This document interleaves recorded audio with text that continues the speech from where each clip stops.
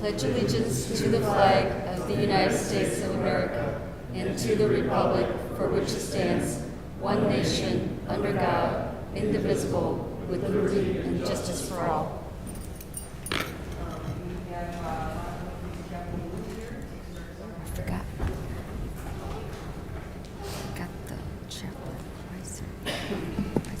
Let's pray. Almighty God, we thank you for your love and grace to us. We ask you to work in our nation, to give us unity, peace, prosperity. Father, for our state and our city as well. We ask you, Father, for this council and the city staff, that you would bless them and their families, peace in their hearts and minds, wisdom to govern, confidence in doing what's good, empowering them to work together in harmony. We ask you for protection from violence in our schools, our businesses, and community.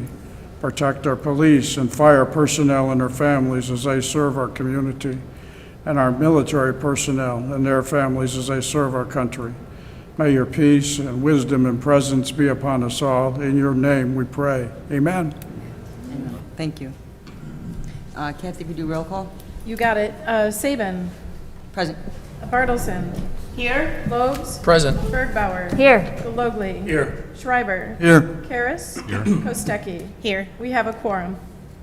Okay, starting off, do we have any liaison reports? I have one for PD. Just briefly, the second annual community celebration is going to be Saturday, August 6th from 12 to 4 p.m. at Lockport East High School. It'll be in the East Lot along Farrell Road. Secondly, we have the Citizens Police Academy. This runs Thursday, September 1st through Thursday, November 17th. To the Lockport Police Department on Farrell Road every Thursday from 6 to 9 p.m. Please contact the police department or go to the PD webpage for more information on either of these events. Thank you. Any others? I just want to give everyone an update. Thank you. An update on the beautification recognition. We are going to do that in September, so that way we can get all of the summer applicants in. We are getting them in now, so we just want to have a nice little group in September. Nice. So thank you for sending them in. Keep sending them in. We're still, definitely accepting. Thank you. Great, thank you. The mayor's report, the mayor's not here? Yep. As far as rain barrels, we still have them on sale. That and composters. I know most of us have our gardens, and hopefully they're growing really well. I have my rain barrel, and it's absolutely full, so I'm saving money by not using water. Also, we seem to be doing really well with the Waste Management Recycle program, and I'm wondering, Ben, if you could fill us in on the numbers. Sure, thank you. The last report I saw for June, I believe, was they collected over 5,000 pounds, so 2.5 tons of recyclable goods, and that can be household paints, batteries, TVs. I think I saw one of the aldermen on the list last month, so. Yeah, it's going well, and it continues to go well, so that's a bit of a surprise. I mean, we knew it was going to trickle off a little bit, but to have a continued month after month, collections have been good. So there's a good grassroots effort from the community and the residents to utilize it, so that's good. We were trying to figure out how much 5,000 pounds is. How many elephants is that? I don't know, it's a lot.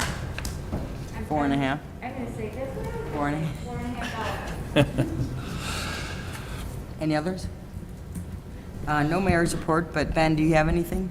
Thank you, yes. I wanted to mention the car shows are still going strong on Monday nights. I think we had 110 cars on Monday night, so that was, I think, a new record for this year. We've been unfortunate with rain a few times, but it is still rain or shine for the car shows on State Street on Monday nights from 4 to 8 p.m. The bands here at City Hall and Central Square are separate from that, so sometimes if rain threatens, we lose the bands and the ability to have the farmers market here at City Hall, but the car shows are rain or shine, so we'll have the cones out there. If they want to use it, they certainly can. So the other update I saw Bill Maloney here today, and I know Alderwoman Bergbauer has asked me in the past for an update. The Tusoni lots, which is where we paid some money to help with the TIF in regards to environmental issues for those lots. We've got the reports back, and The developers are going to proceed with the west side lots. The same developer owns the lots on the east side already, so that's good. There's one parcel that will not be included in the purchase. It's the northeast corner of 18th and State. It was a historic gas station.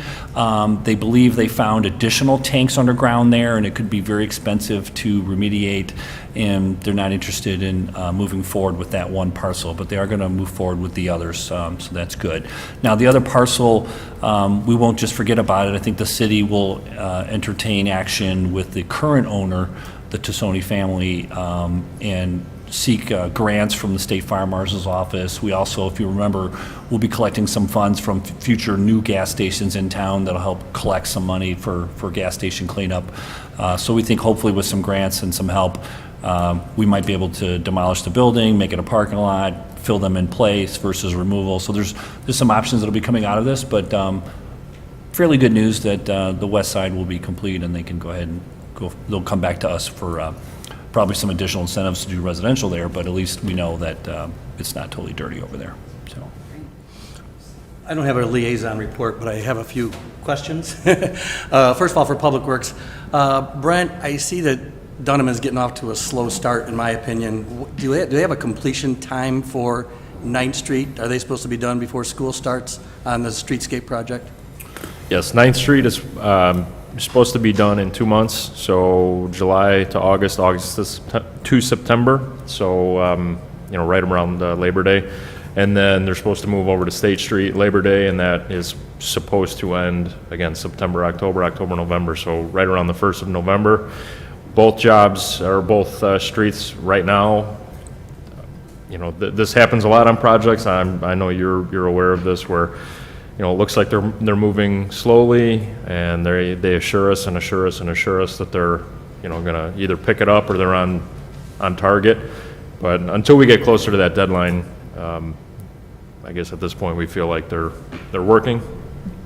The overall project, I don't know, Brent, the 9th Street to transition to State, if that's delayed a week or so, I don't think that's going to impact it, but it's the end date to complete everything in November that we would be concerned about because the asphalt plant's closed. I also like to get on the record of people, the businesses are open, so they've ripped out the sidewalks and there's little catwalks to every door. If you have an opportunity to come downtown, please visit those businesses and make them know that we still care about what they're doing. It's an inconvenience for them for about 6-8 weeks, but it'll be over soon, but they are all open, so. My next question is for Ben. I saw the negative article in the Herald News on Friday regarding the Caton Farm Bridge. I was hoping you would address that. Some of us don't think it was negative, but, so. That was a very negative article. There is, so the Caton Farm Road Bridge is a project for another high-level bridge over the Des Plaines River. It's been hotly contested for 20 years now. It actually started off back in 2000. I was actually involved with it at a previous municipality and have been involved with it since I've been here. It's a county-led project, but it's a little confusing because we have so many municipalities involved that are affected by it.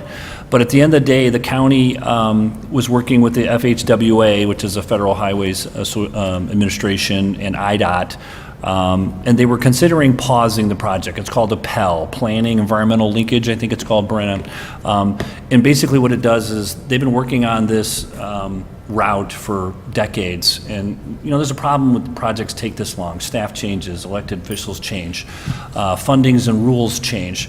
The discouraging part about it, or the bad news, I think, is that IDOT says that they don't want to do the bridge, they don't want to be responsible for it, therefore they want all the municipalities and or the county to sponsor it, and they're saying, well, you can't complete a phase one without a financial commitment. In my experience in over 20 years, and I think Brent would concur with this, that rule's never happened before. Usually you get phase one to go get phase two funding. You complete the phase one to chase funding opportunities. This Pell thing doesn't normally happen earlier in projects. It doesn't usually happen this late, so we felt it was a maneuver that was a little disingenuous with IDOT. So it went to the County Transportation Committee for a vote to consider Pell, which is again pressing pause on the project and saving the data for future use. although a Pell is only good for like 5 years. We lobbied to the county board members. I was asked to come speak to the county executive committee and spoke against the Pell, and for now, they've sent it back to committee to get other options, so I think that's good news. The article may not have been written so well, but I felt the good news is that the project is not paused, it is not Pell, and it is not dead. This is something we're going to continue to advocate for. In my opinion, IDOT should take the bridge. I think we need to go have a meeting, get the municipalities and some legislators involved, and go have a meeting at IDOT District 5 and tell them, of course you have to take the bridge. How can Lockport take a bridge that's not even our jurisdiction, even if we wanted to, right? Plus, it's like $600 million. But the other part that I think gets misconstrued is they talk about a $500 or $600 million bridge. Well, we've been approving state roads with local money and federal dollars for a long time. The state never ponies up money. That would be a new thing for us. Just like our Illinois 7 or Illinois 171 projects, we get grants from federal money and we match it with local dollars to fix state roads. So that proposal is still valid for Caton Farm Road Bridge. So a $600 million project is only maybe $100 million, which is still a lot of money, don't get me wrong, but several municipalities could take some of that match. The county can certainly take a lot of that match. That's really not a lot of money for the county. It's millions of dollars, but they have a huge budget compared to us. So I think, again, the good news is it went back to committee, and we're going to be meeting with staff, Public Works at the county. We're going to be meeting with the FHWA and IDOT, and the mayor and Brent and I will continue to put that flag in the ground to say, I think it's a regional transportation project that's worth pursuing. The state should be involved to help underwrite the cost. The city shouldn't have to raise all that extra money to get it. So again, it's being debated as it has been. If you recall, a couple years ago, we changed the middle alignment of it to Gauger Road instead of some mysterious new road. That saved millions of dollars to not create a new road, to just expand existing footprints is much cheaper for construction. So that's kind of the update I have. I don't know if I said too much, but.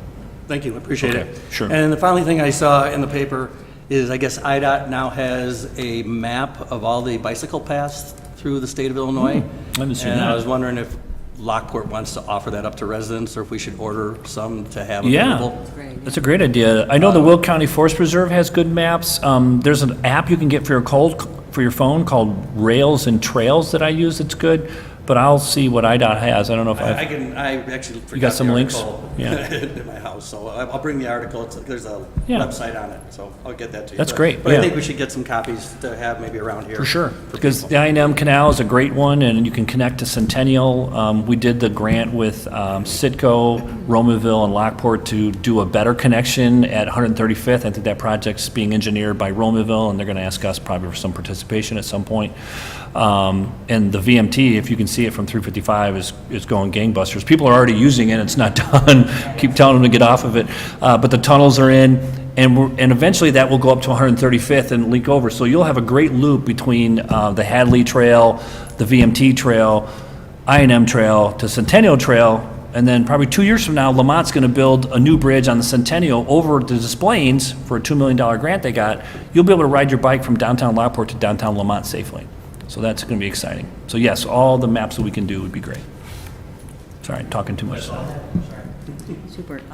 Yes, Ms. Pro Temp, I do have something else that I wanted to add. I had already spoken to the mayor about this. It's about our code enforcement of, and Lance, this might, you might be able to help me with this. So I spoke to the code enforcer about some of the properties in our area that are actually an unincorporated area off of Bruce. There's one particular home that really needs attention. It looks like they actually cut to the parkway, or I think either the city or Will County might have come and taken care of the parkway. But if people don't know that that's unincorporated, from Lockport. So I think we need to get a good connection in Will County. The code enforcer said that he did send something out to them, but no one has responded. And I know that our prior code enforcer did have some kind of contact with someone, because once he contacted them, they actually came out and either gave them, the homeowner notice, and then they took care of the best they could. The other thing is in reference to our signs. We are getting, because it's summertime, we are getting a little bit overwhelmed with signs of all sorts. Please, residents, this does not include garage sale signs, because we know those are temporary signs. We're talking about those that stay up and sometimes never come down. And also, it may not even include the political signs, because they're only supposed to be up for a certain period of time, and then after the election, they're supposed to be taken down by the candidate. These are really more of, sometimes even the builders take advantage. They have multiple signs in one area, and it's just starting to look a little shabby. And if we're trying to maintain this beautification throughout Lockport, I think we need to pay close attention. Our code enforcer had said that he had some conflicting answers back and forth. So we either need to enforce what we have on the books, or it means absolutely nothing. So I wanted to bring that up to council also, because I think if we have it on the books that we don't want a lot of miscellaneous signs, then we have to enforce it, so. So I'll answer them kind of in order. So we do have a number of contacts over at Will County Code Enforcement. We've contacted them on any number of different properties throughout our community as well as around us. They are backlogged and challenged to address many of them. We have issued complaints about 6 different properties specifically, one of which has been addressed by them. It took us about 3 months to get that to happen, but the backlog on their end has been challenging. They are short-staffed. They're handling however many communities are in the county plus the county itself. Our situation is unique in a couple ways because of Bonnie Bray and Lockport Heights and all of the intermingling of county unincorporated lands and incorporated lands, to the point that you made earlier that one side of the street is city and the other side of the street is not. And nobody from the general public or any visitor would know the difference. We certainly are aware of the property that you've identified. We have brought that to their attention on a couple different occasions. And if I could assign somebody to go mow the grass, I would absolutely go ahead and do that, and we'd lien the property, but we can't do things outside of our jurisdiction with our staff. Someone had said that they thought the home looked abandoned. I don't think it is. Probably not. So, yeah. So that's one thing. The signs, we are certainly welcome to direction from the city council. Our ordinance as it stands right now would remove all garage sale signs. Any sign that is in the right of way is subject to removal, regardless of what it is. So all the college hunks moving kind of signs, I know that I pulled a bunch of those out. But the real discrepancy came when the garage sale signs started to pop up, because we did start to pick those up, and obviously people were upset that their garage sale signs were picked up, and so we stopped doing that.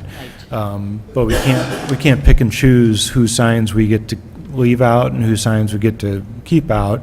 It's either everybody's gets removed or nobody's gets removed. Well, I know that we were a little less lenient on the garage sale signs, because those were going to be just 1 or 2 days, and then usually they take those down. So yes, it is something that we probably need to discuss, but I felt that those were okay because I knew those were temporary, but long-term signs is where my concern really lies, and we can. One idea that came up was most garage sales are, Thursday, Friday, Saturday, Sunday. We could take them down on Mondays if people left them up. Right. But Yeah, I mean, any direction that the council would like to give to us about how you'd like to address, it's primarily the garage sale signs. We certainly have no issue picking up The others, yeah. the mover signs and stuff like that, and relocating political signs onto the personal property. But it's really those garage sale signs and things that are tied to somebody's personal event or activity If a Monday sweep through the community is something that the council would like to direct us to do, we are certainly willing to implement that. But the conflicting information that we received was some people said, well, just take them all out. Some people, like you said, no, don't touch the garage sale ones. And we're left in a little bit of a quandary. So And that's where the direction needs to come. We need to make, some kind of decision. But what about, like, the builders? Because they're getting carried away with their signs, I've seen a too. lot of builder signs. we would take those out. Okay, Yeah, we do take those. Yeah. yeah. I agree with that. It gets carried away, so, Yep. okay. Well, how does council feel? I mean, I'd like to get your guys' opinion, too, on that. Well, the garage sales, I like the Monday. I like to maybe let them be up Wednesday to Monday, and that's it. Because Wednesday gives them or Thursday. Aren't they on Friday and Saturday? Yeah. Typically, some people start early, but If they don't take them down on Monday, well, then they lose them. Yeah, we want to make sure we're mindful that it's enforced equally, that we don't make an exception, because one thing you have to kind of realize is that if you start reading the signs and it says garage sale for a certain date, that's content-based regulations versus sign location. If there's a restriction on any signs on the public right-of-way, we decide Monday's a good day to remove them, it should be enforced it's good equally. ways, yeah. We'll just do it on Mondays. I would agree with what Sonny had just said. It's got to be uniform or none. So if we say it's Monday, it's Monday. We can't say, oh, well, we know this person has a garage sale on a Tuesday, let's be fair to them. We have to be uniform. If we're not uniform, whether it comes to code enforcement, whether it comes to fines, whether it comes to what we do in the public right-of-ways, there has to be uniformity. Otherwise, it's not successful. We've set precedent, which actually sets up a liability going forward. It helps our inspector do their job, too. So, I would agree. okay, we'll try I'm Mondays. all for the Monday. Okay, we'll give it a try. All right. And finally, I think the mayor would appreciate the Summer Art Series Comicopolis is this weekend. Oh, yes, thank you. Yes, at the library parking lot on 8th Street on Saturday. Yeah. Great, thanks. Okay, any more? Okay, so we do have a couple residents that filled out some cards, and I'm going to move them up now so they don't have to stay for the whole meeting. So, Rich Davis?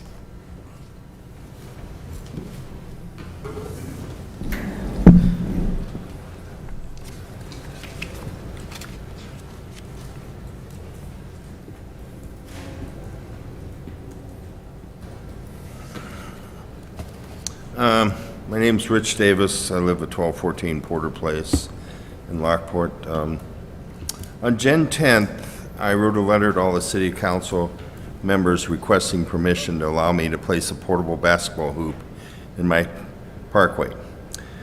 This was in response to a February 9th ticket that I received from an employee of the city that is in violation of an ordinance. Tonight, I'm requesting from the city council a one-time, non-precedent-setting variance to whatever code I'm in violation. This request will allow me to place the portable basketball hoop in the parkway during warm weather so my grandchildren can practice basketball. I'll keep the portable basketball hoop at least 5 feet away from the streets so no snowplows will hit it, nor street sweepers. And during inclement cold weather, I'll have somebody lay it down where it would appeal the city. That's my request. So it would be almost like, it's not, then it wouldn't be portable, you would be leaving it there, and It's portable. so would you take it off of the parkway Yeah. at the end of the summer, at the Oh, end yeah, of the day? yeah, or- yeah. Then I don't want the kids out there playing in the wintertime anyway, because they'll hurt themselves or something. So basically, if I'm understanding, and I think a better way would to maybe ask for it, I guess, was that I think it would be an amendment to the ordinance that we recently changed, because I don't think you want to grant a variance just to one person for one reason. Do it all the time. It would be summer, it would be a summer situation. Right now, we have an ordinance that doesn't require, that requires that they move them, right? So if you have a basketball hoop, you can put it into the parkway as you wish. When you're done with it, you move it back. He's asking to leave it there all summer. This was hotly debated a few months ago. We sent out probably over 100 violations. Rich is the only one that hasn't complied to at this point. He had to comply because he got a compliance ticket. and now he's asking to circumvent that process. I think I grew up with a portable basketball hoop, and we moved it for ourselves, and he's got a driveway. I looked at the situation. Yeah, there's a little slope, but 90% of American households can have a basketball hoop. He can have a hoop in his driveway if he chooses to install it. He doesn't want to install it. You can move it to a temporary location in the yard as long as you're 1 foot back from the setback of the sidewalk, but he doesn't want to do that. He wants to use the street all summer, and I think that was the whole purpose of this. Sir? Yes. I'm not using the street. I'm using the parkway. Right. Well, the And parkway is part of this and the ordinance. basketball hoop will be facing my driveway, not the street. I don't want the kids playing in the street. I'm asking for a one-time, non-precedent setting variance, which is appropriate on Robert's Rules of Order. Well, I think it's inappropriate for a one-time, non-precedential variance. How is it non-precedential when the next person comes in and asks the same thing? That's not how we govern. And, I welcome you to come to the podium and ask anything you like. I think staff has debated this internally. We've spoke with the mayor and the council on this externally. I think the ordinance speaks for itself and everyone complies. I think Rich can comply as well. Yeah, because I thought that's what we had come to determine. That's what we'd come to. When the children are done playing with the basketball hoop, it gets put back up toward the driveway where it's The not. children are 4, 6, and 9. It's not the children that are moving the basketball hoop, is it? I'm not moving it. It's too heavy for me to move. Somebody has to move it, or you can install it in your driveway and never move it. And you can So I'm going to have a slope like this, and we'll have them on basketball, playing basketball at the danger where the ball's going to run in the street every time they shoot. We make variances for all kinds of things in this city. Building codes are constantly being allowed variances in it. And they are applied uniformly across the city. This would not be.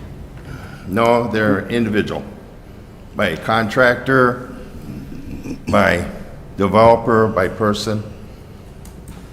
Actually, generally, a variance is a term that's used for a zoning code violation in which there's an application process for that.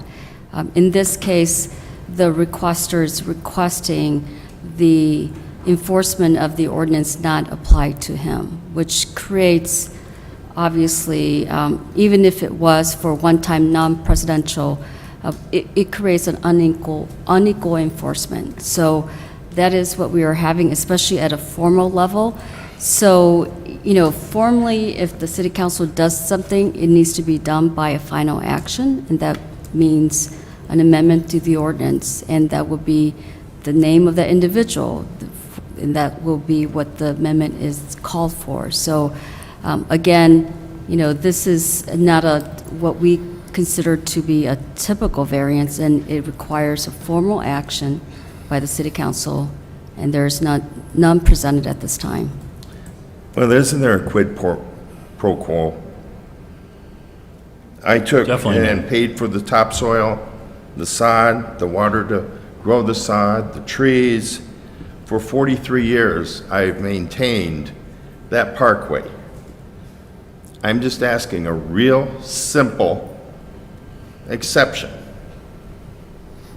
And I'm really sad that this is where, for 43 years, it's never been a problem. And a basketball hoop there, it was permanent.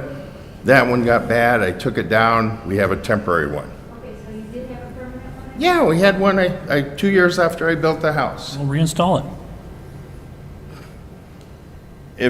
If I could put a permanent one up there, that's what I would do. Not in the parkway, though. On your driveway. And I can't understand for the life of me why not. This is for the benefit of children.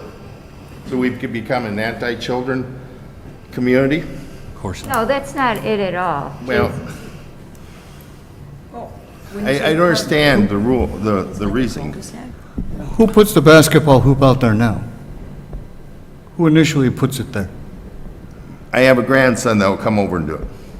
He's Can't 8 he or remove 19. it? Huh? Can't he remove it too when they're done? Okay. Well, as soon as I went to the hearing in March, I moved it, paid a neighbor to come over and move it.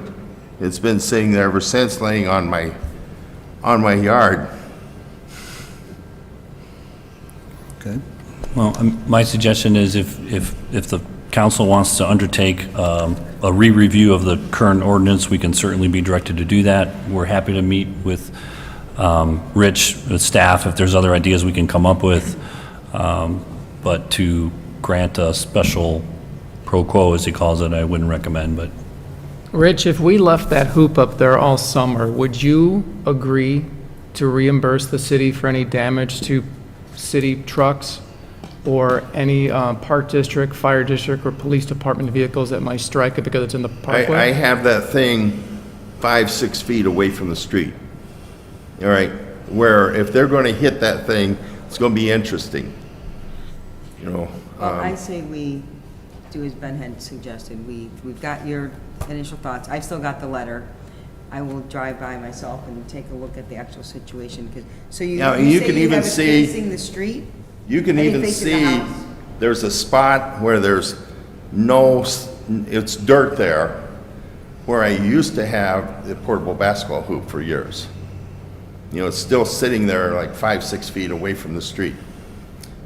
You know, I know there's a concern that the snowplows hit those and there's damage to snowplows, but they also hit 6 mailboxes in my subdivision. You know, and, you know, I made sure when I put my mailbox in, that's far enough away from the street where they won't hit it. At the winter time, I put little stakes, those little round stakes to mark where that curb ends and the grass starts. So they make sure they get close enough to there. But I try to be a friendly neighbor. But I just, for the life of me, for a portable basketball hoop that, you know, I understand if somebody's playing in the street, got it sitting by the street, you know, I don't want that. That's not right.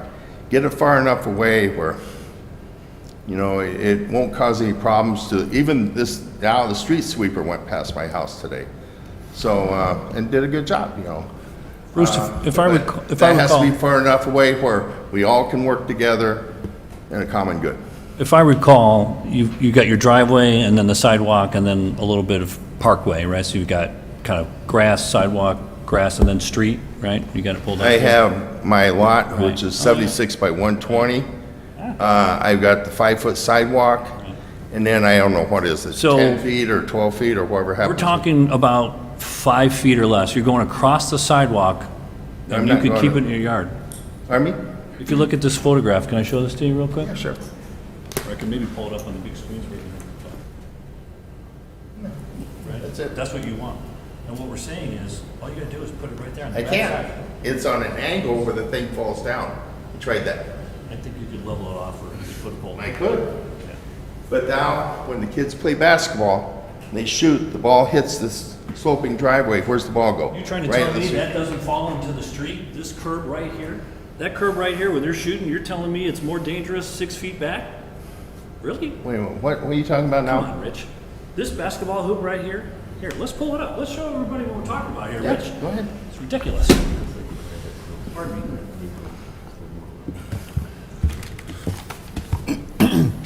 Those others?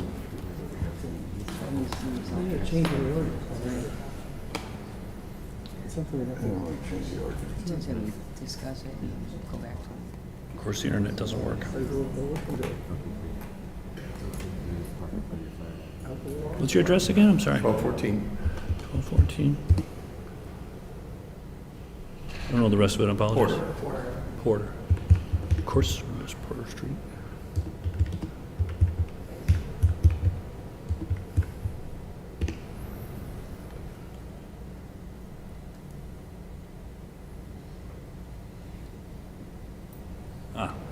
So this current configuration is where you got a violation, is that right?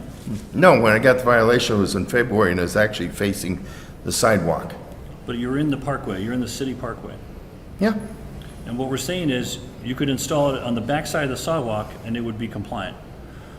But you're saying it's more dangerous to have it here than Yeah, here? because the angle of That the grade driveway. isn't that bad. I grew up in a driveway way worse than that. That's not that bad? But look, you're playing in basketball right here. The ball is bouncing off a curb or the sidewalk near Actually, the street. actually, that basketball hoop is normally turned facing this area right here at the driveway. Again, we're talking about 5 or 6 feet that you could have it.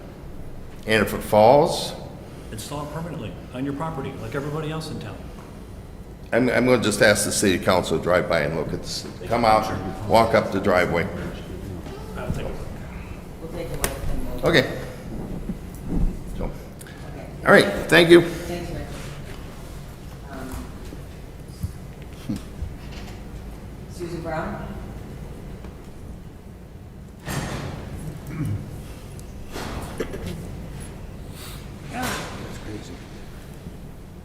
I didn't do it right, sorry, I was trying to. It'll be a lot nicer to you, apologies. I'm going to take this off so you can hear me. I haven't been to a city council meeting in probably 9 or 10 years. When I was here 10 years ago, you guys were doing my street. I live at 528 East 13th Street. I'm in the 3rd Ward. Lived there for 23 years in the house. We bought the house knowing that it's up from a high school, knowing that there's buses on the street, knowing that the street is quite busy during the school year. Well, over the time that we've lived in this house, this street has become a nightmare. If anyone has been between the 5-way and Madison Street at any given time on their way to church to St. Denis on Saturday afternoon, on Sunday mornings, when lo and behold the faithful are just a little bit late getting out of their house, they're running fast. People run that stop sign at 13th and Madison all of the time. You could probably fund this city on tickets just between the 5-way and Madison and 13th Street. Most recently, most of us have ignored this problem. Most of us don't park on that street. The street has been improved.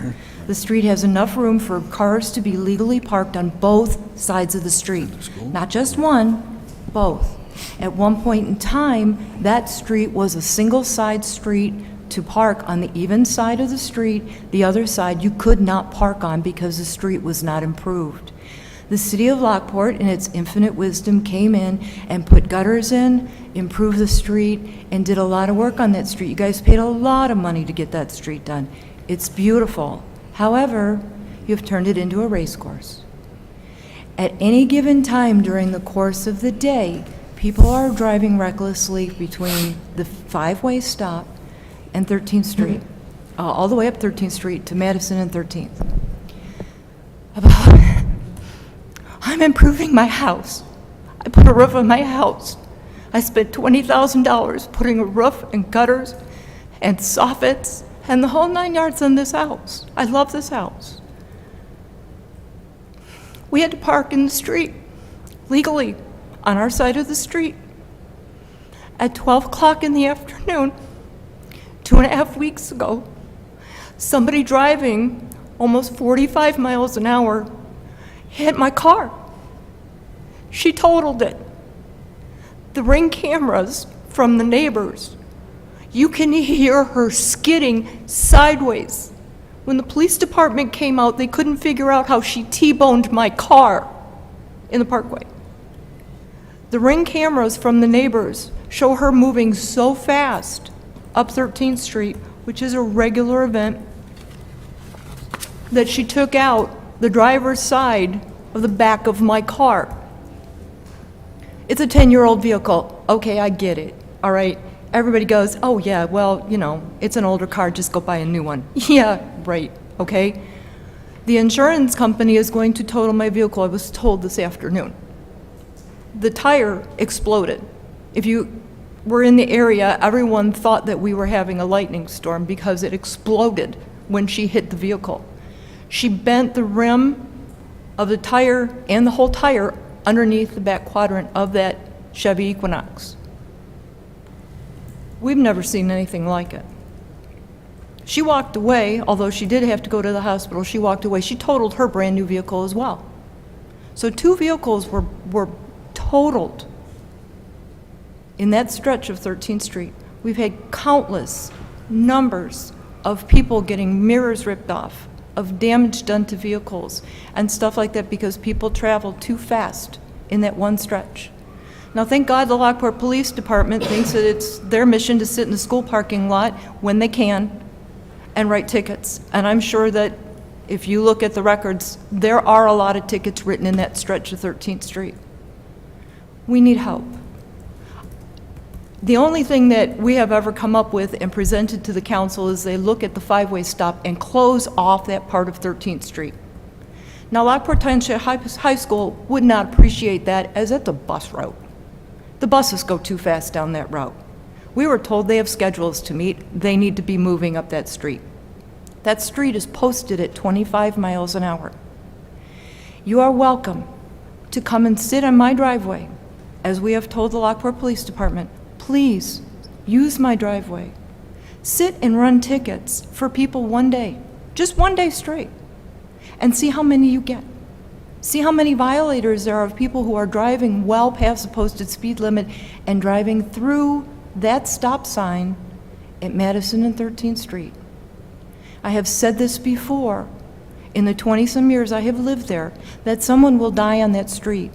Thankfully, it was not my handicapped son when we had people going around stopped buses with their arms out and tickets being issued and stuff like that in the morning, because I screamed for weeks on end to the Lockport Police Department until they got sick of hearing from me. I have the adjustment from Service King. They're going to give me $8,000 for a car I can't replace for under 12. What am I going to do? I'm coming to you begging for help. Our neighbors, who are all now young families that have moved into this neighborhood as our neighborhood has transitioned, all have little babies and little children. Someone will die on this street, and they will die because people are traveling too fast. Whether it's speed bumps, whether it's more code enforcement, I don't know what it is. I don't know the answer, but I need help. I'm coming and asking for help. I did contact the website for the city of Lockport 2.5 weeks ago after the accident happened. I haven't heard from anybody. I am not alone. Sure, yeah, I'd be more than happy to. I'm not aware of all the, I don't hear all the traffic complaints. They usually make it to patrol. They don't always come to my office. But I'd be more than happy to do whatever we can to help you. We do have a traffic unit that I can assign to that area. I have extra cars assigned to that area. We have speed signs. We can help you. I can help you with the stop sign violations. I can help you with the speeding violations to slow the cars down. I just need to know about these things when they happen, and if patrol's not responding to it, then it has to get up to me so I can make sure it happens for you. But if you don't mind, I'll get your information after this, and then you can tell me, maybe we can lock down some times, you know what I'm saying, that this is occurring more often than not, so I can make sure that we're there to help you out the best we can. That would be exceptional, because no problem. we've asked before to have that digital thing that tells you how fast you're going on that street. We can do that. We're coming into another school year. Mm-hmm. And every time we come into another school year, it's a freshman center. We get 5 schools of brand-new freshmen down there, and 5 schools of parents who probably have never been in that neighborhood before. And it's a mess. It's a nightmare. And we generally go ahead and try and help people for parent nights and stuff like that. We have let people park in our driveway because there's no parking. There's not enough parking there. But we need some help with the speeding. We can talk to the Chief will follow school. up with you, and as far as the parking goes, yeah, that's. And we'll talk to the school about the bus drivers, and then, engineering, we can look at the traffic analysis there and see what's warranted or not, and follow back up with you, so. Thank you. Okay, let's get on to the agenda. CA1. Okay. Fix my PowerPoint.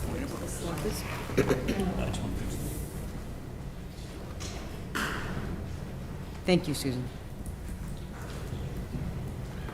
Where's the, what am I missing here? Oh, there it is, slideshow, thank you. I guess not. I didn't see them both.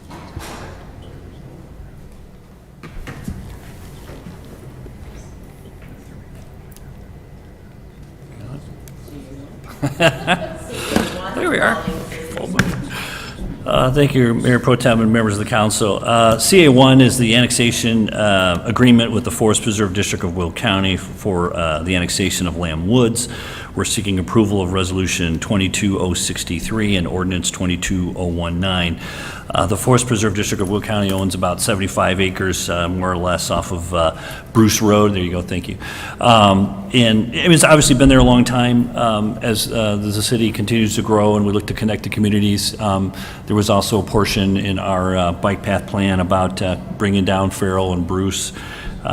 So we have interest in working with Lamb Woods to annex it. The county Forest Preserve was willing to work with us. Doesn't really change anything for them. They're another governmental entity. There's no development plans or anything like that. It will stay a forest preserve. This is more about roadway access and right-of-way and future potential road work and/or bike paths. So there'll still be a recreational area there. So we'll be holding a public hearing on August 3rd and seeking approval of the resolution and the ordinance. There's a map here that kind of shows there's a potential small bridge project that we might be working on that we also need right-of-way for. And as for part of the right-of-way assignment and take that we're doing, we would have to give them some compensation anyway, and what we worked out with them is that we're going to make a contribution towards the Veterans Memorial Trail project that they also own for some signage over there. We've been fortunate that MI Homes and Thornton's, we think, are going to also sponsor some money for signage over there, so they've requested the $50,000. And then I've got some pictures here. This is the master plan for the bike path that shows the potential future path on Farrell and/or Bruce. These are locations of those monument signs that will be installed on the VMT eventually, once we make the contribution and if the annexation agreement is approved, and those are what the monuments look like. So at the end of the day, it's really about this right-of-way here on the corner clip that we'd be taking from them, so we can have it for future projects. Certainly welcome any questions at this time, and it would be an action item on the next agenda. Did you confirm that the Lockport Police would not be in charge of enforcing, Right, it would still we would not be be policing that area? correct, that the Forest Preserve has their own department and we wouldn't be sending units unless requested. Other questions? Okay, move on to AT1. Yes, Mayor Pro Tem and members of the City Council, this is the perfunctory 6-month review of our executive session meeting minutes to make sure that any meeting minutes that do not have the requirement that it has to be maintained confidential be released. So what is being presented is a list of meeting minutes, their dates that should not be released because confidentiality or sensitive matter still exists for those meeting minutes. And then Schedule B is that one executive session meeting minutes where it can be released. So if there are any questions, let me know. Last time we had a review of this was in December, and we're required by the Open Meetings Act to have one every 6 months. Okay. Any questions? Are we good for consent? Okay. CD1? Thank you. This is related to Resolution 22061 for the final plat of subdivision and final development plan for Phase 3 of Silo Bend. This is basically just a continuation of the Silo Bend project. All of these 3 phases that are part of the project were approved as a preliminary development plan. Nothing has changed related to the plan as they are submitting it. It's just simply the next phase of the project. It includes their plat for the various home sites. It includes the landscape plan and the grading plans and all the things that are related to the development itself. Nothing has changed from when it was approved from the preliminary plan, so we have no issues with it moving forward. Questions? I have a question for Brent. Does this include the loop that connects 106, the water main? Will they connect 2 and 3 with this final plot approval? Isn't their water main going to be on down 163rd to Correct. It will be done by the completion of Phase 3, that will be done, yes. So this is, because I didn't see any utility plans with this, but I know we've been delaying that. I just want to make sure this is part. Correct. We're not like stopping the project once this, because basically this is the 3rd phase, right? Correct. So the Yeah. final loop will be included with this? Yeah. Okay. Correct. Thank you. Any others? Yeah, I just had a quick question. I know there's been a lot of hullabaloo about Morris Park and what other taxing bodies have promised certain people about Morris Park. Phase 3 includes the donation to expand Morris Park. Are we technically going to have two parks next to each other because one is being leased out to someone else by the township, and this one's going to be a city park, or is this going to be a unified park? So the Lockport Township Park District will own the dedicated portion from Silo Bend, and the Homer Township will own the main part of Morris Park as they have forever. That deal, for those that aren't aware, the township has agreed to lease the main section of Morris Park, the historic section of Morris Park, to a youth club group, and they haven't relinquished ownership of it, but all maintenance and care is being taken care of by this group that they have leased it to. They requested, against the agreement that they had signed and approved, to ask the Lockport Township Park District if they would be willing to take the dedicated portion from the Silo Bend project. LTPD did agree to that process, and I believe that their board has already approved that as well, so they will be accepting that on behalf of the district. So, can you go over that one more time? The land dedicated is not going to be a Lockport Park District land. It's going to be dedicated through the Lockport Park District to Homer Township to give to a private entity to use? No. So the Lockport Township Park District will retain ownership of what is called Outlot A on that image on the right. They will retain ownership. It will not be leased to another group. They fully intend to build the playground and other structures that were a part of the original plan with the financial donation that Homer Township has actually relinquished to Lockport Township. So there was a combination of land and cash. Yeah, I remember when we went over this maybe a year or two ago, but Homer Township backed out of a signed deal, am I correct? Correct. Okay. Because, yeah, what does that say? Will this be a separately named park? And will there be a clear division between the two parcels? Because if this is a Lockport Park District land, will it be basically also used by the entity that was promised the other piece of land? Will there be a separation between the two? The operations and design of that is really up to Lockport Township Park District. I mean, once it's dedicated to them, they have full rights to improve it as they see fit. My guess is they will likely manage it to the point where they do not allow the leasing company to use it. Their intent, my understanding, their intent is to have it be basically native grasses for the majority of the park, with the exception of the southeast corner where they will likely be placing the playground portion of it. And so there really won't be a way for that youth sports league to use the native grass area, and they will not allow them to mow that down and cut it down.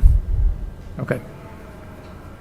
Any other questions? Yeah, I'm sorry, but it really, the way Homer Township treated this agreement, which was a signed legal document, and said, oh, by the way, we're going to ignore it and give it to somebody else, was inexcusable.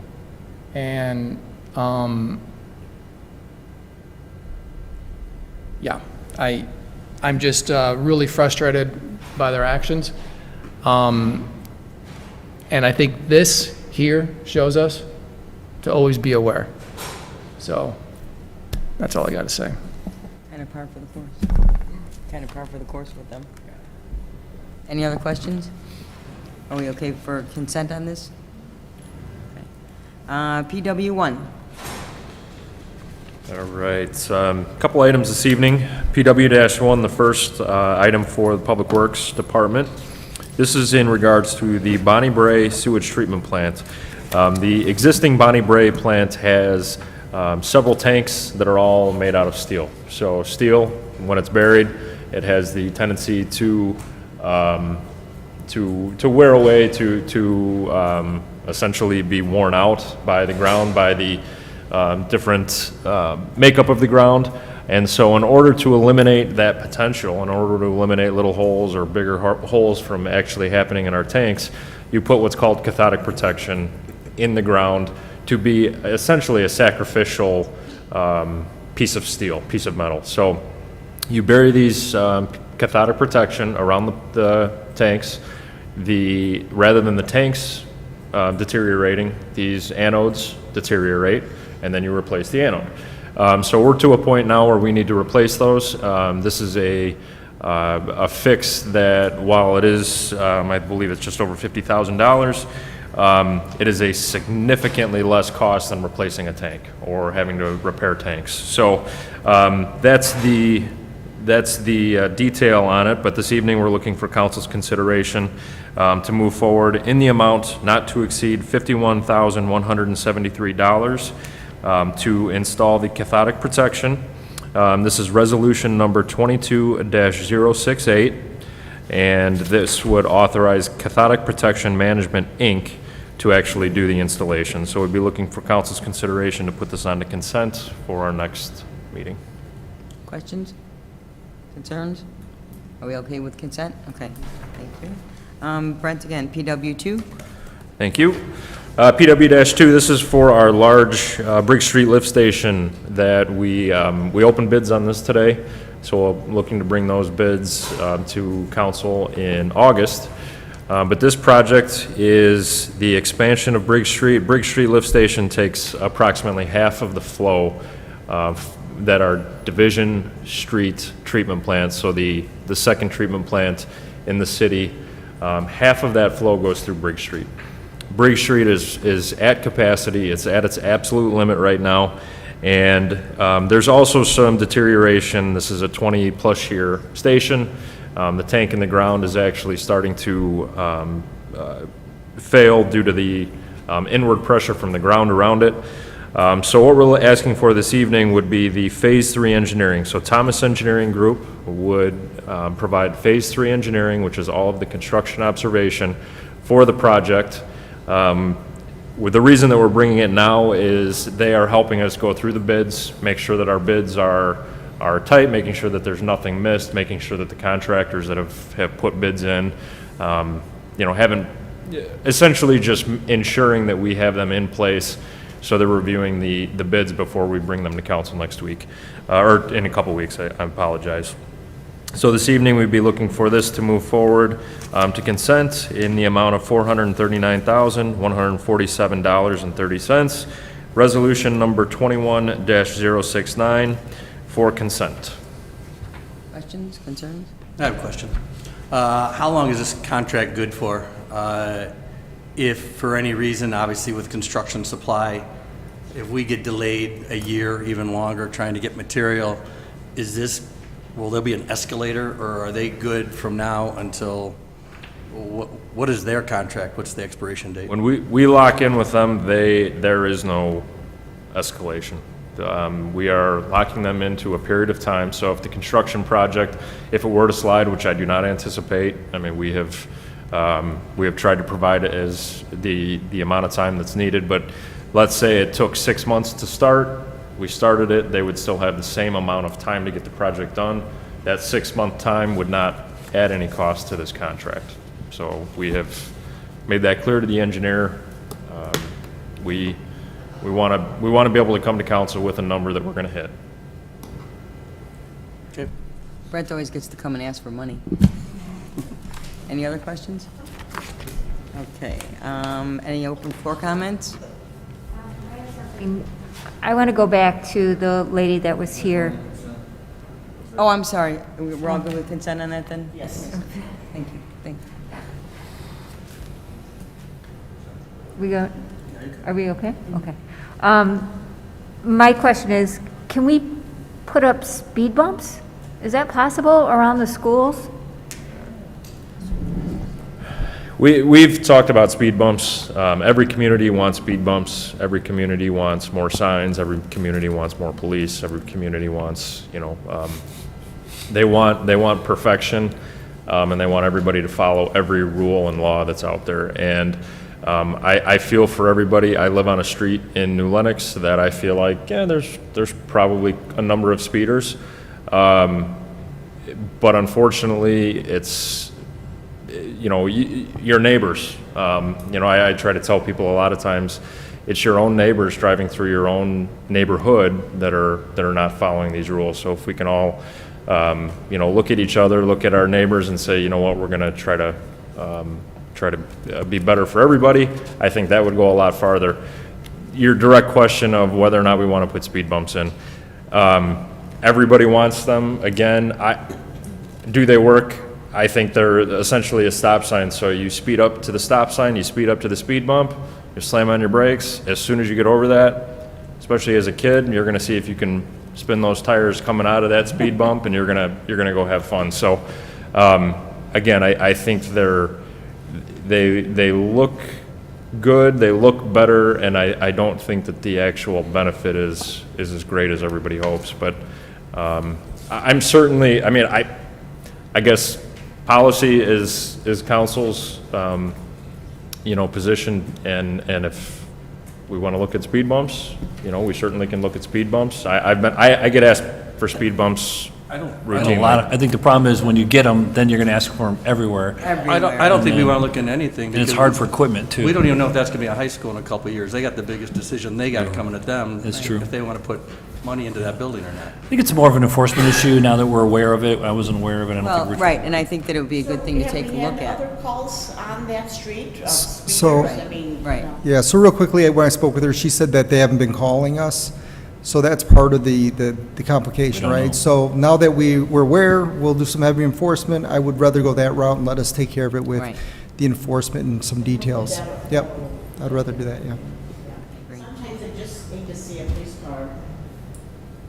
I know you can't be there all the time, but Well, and the speed readers at the start of school season would be good, too. Right. We'll get the word out. Anything else? Motion to adjourn? Motion. Second. Larry and JR? All in favor? Aye. Meeting adjourned. She's got a gavel. she's got a gavel. You got another one to go, so. You need a minute, Kat?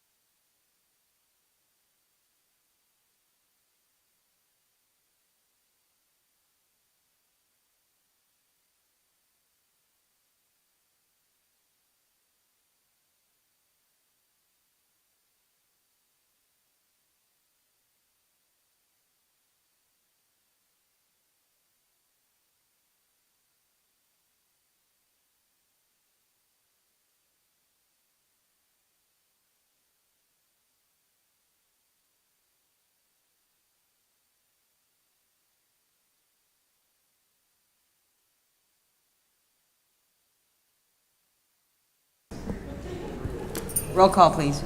You got it. Saban. Present. Bartleson. Here? Lobes. Present. Bergbauer. Here. Galogly. Here. Schreiber. Here. Karas. Here. Kostecki. Here. We have a quorum. Okay, my friends, can I get a motion for consent agenda? Motion for consent. Second. Larry and JR. Okay, so the following items are on consent agenda. CL1. Need to do a roll. Excuse me, Madam. Roll call. Mayor Pro Temp, we need a roll call. Roll call, please. Okay. Saban. Yes. Bartleson. Yes? Lobes. Yes. Bergbauer. Yes. Galogly. Yes. Schreiber. Yes. Karas. Yes. Kostecki. Yes. We have a quorum. Great. Okay, so CL1, approve the committee of the whole meeting minutes from June 5th, 2022 as presented. CL2, approve the regular city council meeting minutes from June 15th, 2022. FN1, approve the payroll period as presented. FN2, approve the various bills as presented. CD1, approve ordinance number 22013 for a special use permit for a doggy daycare and training facility for the property at 842 North State Street. PW1, approve resolution number 22055, the task order from Baxter and Woodman Incorporated for a 2022 stormwater project, design and construction engineering, related services in the amount of $64,815. PD1, approve resolution number 22-058, authorizing the repair of wastewater lift station at the Lockport Police Department. PD2, adopt ordinance 22-014, amendment to Chapter 70 and resolution number 22-059, approving the contract for overweight truck permitting services with Oxcart Permit Systems, Inc. Can I get a motion to approve those items? Motion. On the consent agenda? So moved. So Larry and Joanne? Renee. Joyce. All right. Saban. Yes. Bartleson. Yes. Lobes. Yes. Bergbauer. Yes. Galogly. Yes. Schreiber. Yes. Karas. Yes. Kostecki. Yes. Motion passes. Okay, regular business action items. We have a PW1 for Brent. Thank you. PW-1, asking council's consideration this evening for our annual sidewalk program. What we do and what we did again this year was we asked for residents to submit requests for basically sidewalk issues. So when we say sidewalk issues, a crack in the sidewalk, if there was no deflection, if there was no separation, that's not what we would consider an issue. We're looking for tripping hazards, we're looking for stormwater issues, we're looking for safety that go along with the sidewalk. So functionality, a crack doesn't really impact functionality. So that's what we look for when we get the requests. We go out and we evaluate. This year we received 2 bids. Thankfully, the bids came in fairly well. With the wild times that we're in, the bids are often, they've been coming in all over the place. So we were able to get fairly solid bids. We did budget $120,000 this year. The bid came in at $114,850.04, so came in just over $5,000 under that. We're asking for council's consideration this evening to actually go up to that budgeted amount, the $120,000. We do anticipate there's always sidewalks that get added. There's requests that continue to come in, and if we can get, again, fair pricing, which we feel like we got some solid pricing this year, we would ask for council's consideration to move forward with resolution number 22-065. It would be awarding the 2022 sidewalk program to Globe Construction, but we would be asking for that not to exceed number of $120,000, which was our budgeted number. Any question? Can I get a motion to approve that resolution? I'll make a motion. JR and, Are we able to just ask a question on the sidewalk? Now you can, yeah. Okay. So, Brent, I wanted to ask you, I don't know that this really falls into it, but could there possibly be a 50-50 program for if a section of, in a subdivision doesn't have sidewalks right now, can this program work to get some sidewalks on a particular section of a subdivision? Yeah, I think it could. We've looked at a lot of different options. That's one of the things that we have looked at in the past, and we have done a few of those. I mean, there's no sidewalks right now. Correct. Just a- Location where there's no sidewalk, and Yes. we've looked at maybe a house or two houses to you know, again, to get those gaps filled. I mean, we Right. want to make sure that our pedestrians can move freely up and down, you know, blocks at a time, not just houses or Right. you know, in your instance, I'm not exactly sure exactly where you're talking, but we don't want to get people to a point and then they look around and say, where do we go next? I see another sidewalk in the distance, I want to get there, but I can't get there. So absolutely, if you wouldn't mind giving me that location, Yes, I'll give it to you certainly afterwards, look at it. okay? Okay. Thank you. And can we get a roll call? Yes. Saban. Yes. Bartleson. Yes. Lobes. Yes. Bergbauer. Yes. Galogly. Yes. Schreiber. Yes. Karas. Yes. Kostecki. Yes. Motion passes. Okay, moving on to PW2, Brent again? PW-2, another annual project, 2022 pavement marking program, so this is our striping. Striping, it's one of those that I'm glad the city of Lockport, I'm glad that council takes it seriously because it is a great safety benefit for all of our motorists, because when those lines do get faded, worn away, you know, when you do have rain, you do have darkness, it does get a lot more difficult to actually travel on the roadways. So this is one that we do annually. We did only get one bidder in attendance. The numbers came in line with what we were looking at, slightly higher, but not into a range that we were not comfortable with. So we would be asking for council's consideration to utilize MFT funds as budgeted and award this project. Approve resolution number 22-064, awarding the project to Road Safe Traffic Systems, Inc. in the amount of $83,960.70. Can I get a motion? Motion. Mary, a Second. Oops. Who seconded? I did. second. Who was that? I'm sorry. So it was Mark and Larry. Got it, okay. You thirded it. All right. Third. Okay, moving on, PW3. We need to vote? Oh, sorry. Roll call vote. Roll call. All right, Saban. Yes. Bartleson. Yes. Lobes. Yes. Bergbauer. Yes. Galogly. Yes. Schreiber. Yes. Karas. Yes. Kostecki. Yes. Motion passes. All right, thank you. PW-3, Bruce Road Bridge Repair. This is a project that has been on the books here for a couple years. Bruce Road Bridge, it's a bridge that has been planned to be replaced for a number of years. When Lago Vista came in, they had an obligation that was part of their development from, I think, 2003, give or take, when they started. So that project will still happen. What we're looking to do in the interim here is provide essentially a maintenance Band-Aid that will give us 5 years, 7 years, to allow us to get through a period where right now, if you drive over that, we have patched and patched and patched, and that uneven, the settlement, the potholes, you can even see the railings if you get out and look at them. They look a lot worse than they do when you're cruising past it.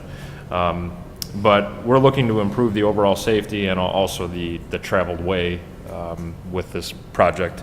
The good news is that we do have some funds from the developer for this project. So we have been taking a roadway impact fee that has been going into the bank for 17, 18, 19, 20 years.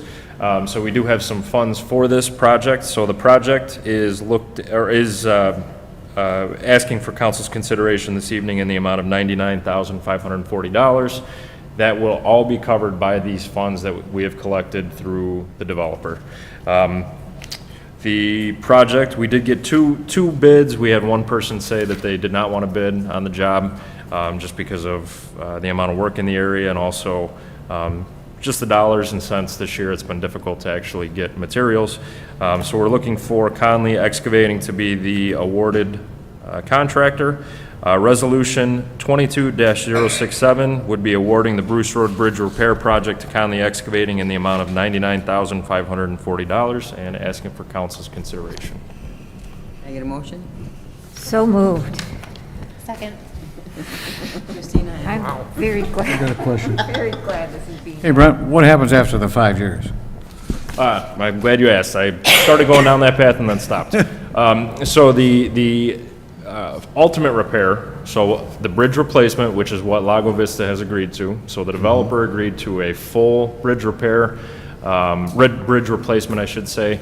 And we anticipate, in speaking with the current developer, that this period of time will take them into their next phase, which that phase triggers this work. So the phase that actually triggers this work is going to be done within that 5 to 7 year period, and we will be having the developer at that point. It's about a $2.5 million bridge replacement.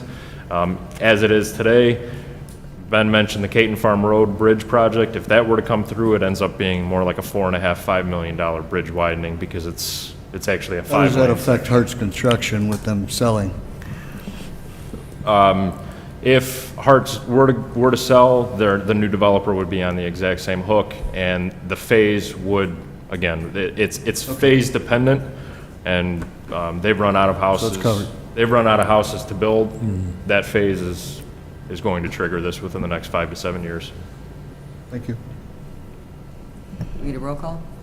You got it. Saban. Yes. Bartleson. Yes? Lobes. Yes. Bergbauer. Yes. Galogly. Yes. Schreiber. Yes. Karas. Yes. And Kostecki. Yes. Motion passes.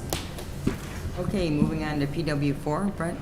Thank you. Last item I have is the purchase of 4 vehicles. As again, council, I'm sure, has heard, vehicles have become scarce. With the chip and with everything else that seems to be going on right now, they've been harder and harder to find. What we did was we expanded our search rather than just in the immediate region.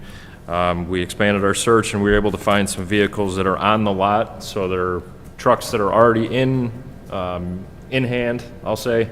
And what we can do is we can make that purchase rather than waiting or putting in a build to contract and receive the truck in a year. We're looking to get these vehicles now. So we're asking for council's consideration to approve resolution number 22-066. It would be authorizing the purchase of 3 F-250 vehicles and 1 Ford Expedition in the amount not to exceed $168,630.00. And we'd be looking for council's consideration to make that purchase. Can I get a motion? Make a motion. Second. These were budgeted items, so they were budgeted. We said JR or Larry? Larry and Larry and JR. JR. Oh, I'm sorry. Okay. Roll call, please. You got it. Saban. Yes. Bartleson. Yes? Lobes. Yes. Bergbauer. Yes. Galogly. Yes. Schreiber. Yes. Karas. Yes. Kostecki. Yes. Motion passes. Okay, my friends, can I get a motion to adjourn the meeting? Motion to So adjourn. moved. Second? And Mark and Joanne? All in favor? Aye. Chop the liver?